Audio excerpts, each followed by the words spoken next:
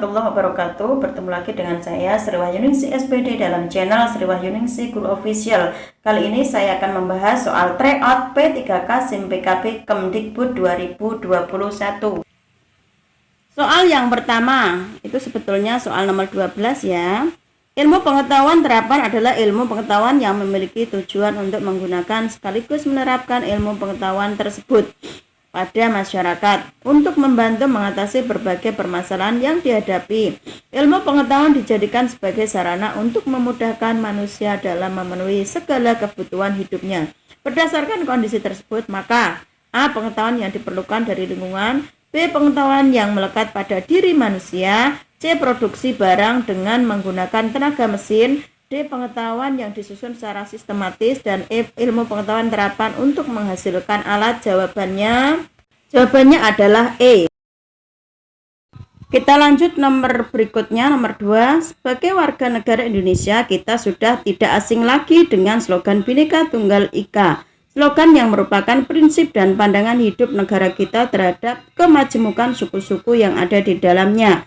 Berdasarkan hal tersebut, fungsi dari semboyan Bhinneka Tunggal Ika adalah A. Menjadi landasan dalam menerapkan Pancasila sebagai ideologi terbuka, B. Sebagai pedoman menyusun amandemen terhadap Undang-Undang Dasar NKRI tahun 1945, C. Sebagai landasan dan berperilaku antar suku bangsa yang berbeda-beda, D. Menjadi landasan mewujudkan persatuan dan juga kesatuan bangsa Indonesia, dan E. Sebagai pedoman untuk mengembangkan kebudayaan daerah masing-masing. Jawaban yang tepat adalah D. Sebagai landasan mewujudkan persatuan dan juga kesatuan bangsa seperti penjelasan berikut ini. Nomor selanjutnya adalah di dalam proses pembelajaran para peserta didik dihadapkan dengan situasi di mana ia bebas untuk mengumpulkan data, membuat dugaan atau hipotesis, mencoba-coba atau trial and error, mencari dan menemukan keteraturan atau pola, mengeneralisasi atau menyusun rumus beserta bentuk umum, membuktikan benar atau tidaknya dugaannya itu. Hal ini merupakan penerapan teori belajar A. Behavioristik, B. Humanistik, C. Konstruktivistik, D. Kognitivistik, dan E. Sibernetik. Maka jawaban yang tepat adalah berikut ini sesuai penjelasan berikut ini. Jawaban yang tepat adalah A.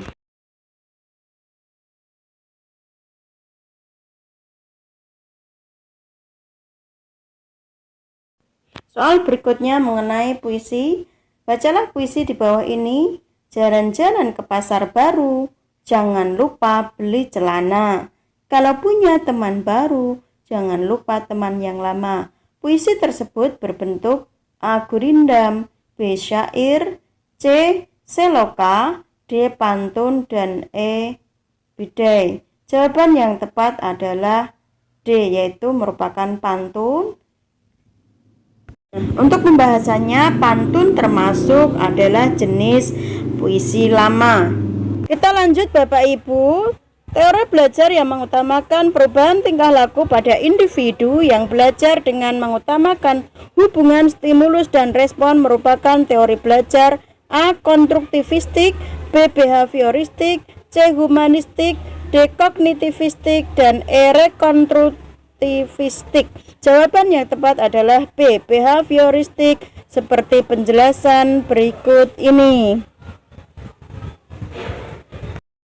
Soal berikutnya, selain itu kebakaran hutan dan lahan ini juga sangat berdampak pada emisi gas rumah kaca. Jelas Rwanda, kebakaran pada hutan ini diperkirakan membuat penurunan emisi gas hanya sekitar 10%. Diharapkan mencegah terjadinya kebakaran di gambut, karena di situlah kuncinya.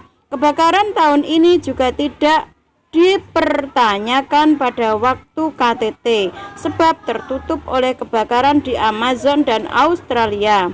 Penggalan kalimat di atas menggunakan struktur teks non-fiksi, yaitu pada bagian A. Urutan peristiwa, B. Penutup, C. Inti, D. Pendahuluan, dan E. Tesis statement. Jawaban yang tepat adalah B, yaitu bagian penutup. Proses pencernaan yang terjadi di mulut berlangsung secara mekanik dan kimiawi dengan menggunakan enzim sebagai katalisatornya. Zat yang dapat diubah di dalam mulut dengan perantara enzim adalah A. Karbohidrat, B. Mineral, C. Vitamin, D. Lemak, dan E. Protein. Jawaban yang tepat adalah karbohidrat seperti penjelasan berikut ini.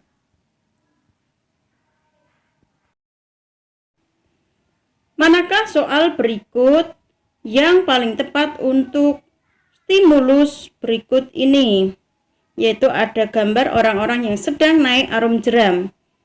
Pilihlah salah satu. A. Jelaskan fungsi alat transportasi air. B. Mengapa manusia menyukai hobi tersebut. C. Kapan alat transportasi tersebut digunakan. D. Jelaskan manfaat alat transportasi air.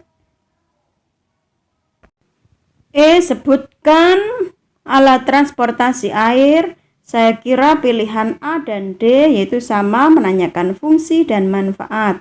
Artinya sama, berarti jawaban yang tepat adalah yaitu B. Mengapa manusia menyukai hobi tersebut? Kita lanjut Bapak Ibu, soal berikutnya.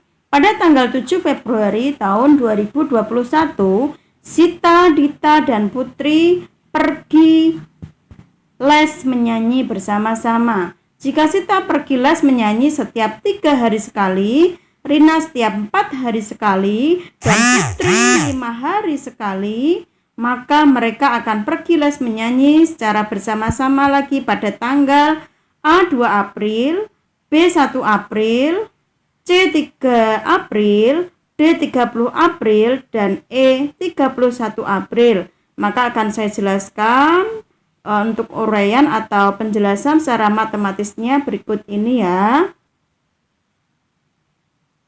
Bisa menggunakan model KPK, FPP ataupun kelipatan.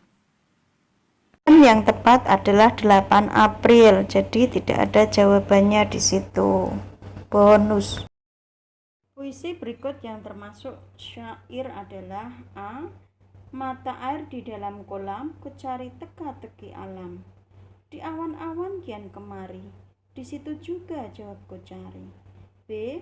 Kalau terpelihara mata, kurangilah cita-cita. Kalau terpelihara kuping, kabar jahat tiada damping. C. Rasanya ingin berteman gitar, lagu sendu gubahan diriku. Saudara ingin menjadi pintar, jangan lupa membaca buku. Jalan-jalan ke pasar baru, jangan lupa beli celana.